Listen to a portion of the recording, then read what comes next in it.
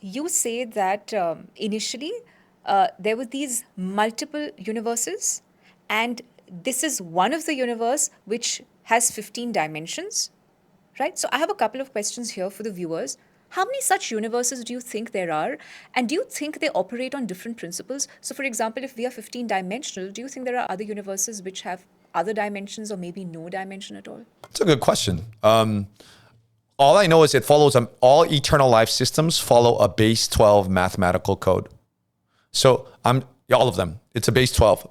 When God made man and woman in her image, it's a mathematical code which follows this t-shirt, a base 12 mathematical code. So there's 12 circles, but you will notice in Jewish Kabbalah, they have 10 circles on the tree of life. And I won't go too deep into it, but there was 2 circles that were taken out and it was made into 10. And if it's made into 10, it means that the energy is finite life, not eternal. And the energy is somehow being siphoned. Earth, for a long time, there's certain planets that have allowed themselves to experiment with duality, with good, with bad, with hero, villain, with victim, And so Earth is one of these planets that allowed itself to fall, to digress from source, to forget. But now this wisdom is coming back to help people remember that you are source. There is no separation. So in this universe, there is a duality. There is yin yang, there is feminine, masculine, right? There's Shiva, Shakti. In these other universes, do you think duality exists or not? There are other universes that have experimented with polarization. So if God is love, by definition, for there to be love, there has to be a choice. Free will choice. And so source allows free will choice. And in certain universes and galaxies, they choose to experiment with digressing from the source, to experiment with believing that there's separation, to experience duality, which is not real. It's just a illusion, false evidence appearing real, fear.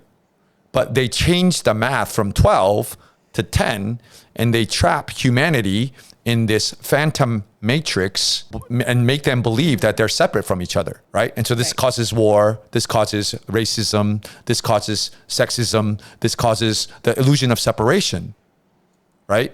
And humanity has been through this deep, dark cycle of 20, I know in Vedic wisdom it says 25,000. No, it's 20, in eternal life wisdom it's 26,556 year cycle where they forgot. So they're coming out of this very deep cycle, and source allowed it to happen because the collective consciousness decided here to do that. But he who has been forgiven much can love much. She who has experienced the dark can appreciate the light even more. So it's a love story because eventually you forget to remember. And the original intention of source, why it split itself, going back to the original, what we started with, it wanted to know itself through different bodies, universes, and galaxies. And it could only experience itself by splitting itself. And so in this universe and galaxy, you are a living record book of source. I am a living book of all your past lives. Everything that you've learned in all of your lives is fulfilling the original intention of source to know itself better through you, through me, through the illusion of separation. And so it allows itself to go through this polarization of false separation. It's not, separation is an illusion, but it allows itself to go through that. But originally when the 12 is connected, there's this deep knowing that, because the source, the energy of source is deeply connected when the 12 is connected. So yes, it's a different body, but we're all one. We're just here on this planet experiencing, but we're all connected. This is why Jesus said, what you have done unto the least of them, you have done unto me. But when you take out the 12, people forget. They think, oh, Israel, Palestine, red, yellow, black, white, and they fight. And through this dark period, which source allows, and then eventually, if it reaches a certain point of chaos, then there's a cycle, right? A cycle. So the cycle of forgetting, and then now it's a cycle of coming back, remembering, right? But everybody gets to choose. So there's going to be some people who choose. No, I want to continue to abide by fear, by lack of transparency, by greed, by these systems that are based on extractive systems. And they will continue to consume energy to create energy, consume energy to create energy. And eventually that system, you don't even have to fight it because it'll collapse on itself into a black hole. It'll collapse inwardly on itself. And it will literally return to, it's still source, but it'll have no memory of itself, no incarnational memory of its existence. I'm not saying that's going to happen overnight. It happens over a long period of time. Right, so 950 billion years when it was first, and it took 500 billion years for the first black hole, 250 billion years to form. So it takes a long time, right? And then there's going to be those now who choose, like two train tracks leaving on a separate path, a polarization of frequencies, a separation of cycles, if you want to call it, right? And everybody gets to choose. And so there's going to be those people who choose transparency, unity, systems that do not need to take from each other. Right? Base 12, we're all one. And there's going to be new systems that are formed that are based on new earth principles. And so we're living in this now, in the next 2, 3, 4 years. If you look at 2030, as you know, in the World Economic Forum, every year they meet in Davos and they talk about, you know what he says? He said it, you can watch the video. They will own nothing. Yes. And they will be happy. So as you know, in China, they're rolling out a system to control everything. So with one button, if they digitalize money, if they digitalize your car, if they digitalize your eyes, they digitalize with one button, they already proved that they can shut down the entire world in 2 weeks through the media. It was something that they planned. So now we're living in this interesting day where the truth is starting to emerge and more whistleblowers are starting to speak the truth because the truth is a higher frequency and the truth will always eventually emerge. And once the truth emerges, everybody has a choice. Right. This is beautiful. The way you put it, the soul or the source splits because it wants to know itself. So just like we split into multiple souls, the last time around you had said 1,700 plus souls, and we have these reincarnations. This is just so we can get to know ourselves better. And the same principle applies to the universe. So the universe essentially came about because it wanted to know itself, right? Yeah. Then you say after all of these iterations, it goes back into nothing. And it has no memory of what happened. So we will have no memory of our past lives. And the universe, once everything is done and dusted, it'll have no memory of what happened. No. So why was all this happening in the first place? There's two paths though. There's two paths. One path, if you continue to follow fear, it's a choice. Base 10, math, consume energy, create energy, continue to fight. Eventually that system will collapse on itself into a black hole with no memory. But right now there's a choice. There's going to be those people who choose to abide by their soul. They will embody their 4th, 5th, and 6th strand of DNA. And then eventually over a period of time, they will embody their oversoul, 7th, 8th, 9th strand of DNA. And then eventually over a period of time, they will embody their 10th, 11th, 12th strand of DNA, which is their avatar inner Cristo self. Once you do that, you can take your body with you anywhere you want. And then eventually you'll embody your Rishi self, 13, 14, 15 dimensional self. And then eventually you'll embody your primal light and sound, which is your ascended master self.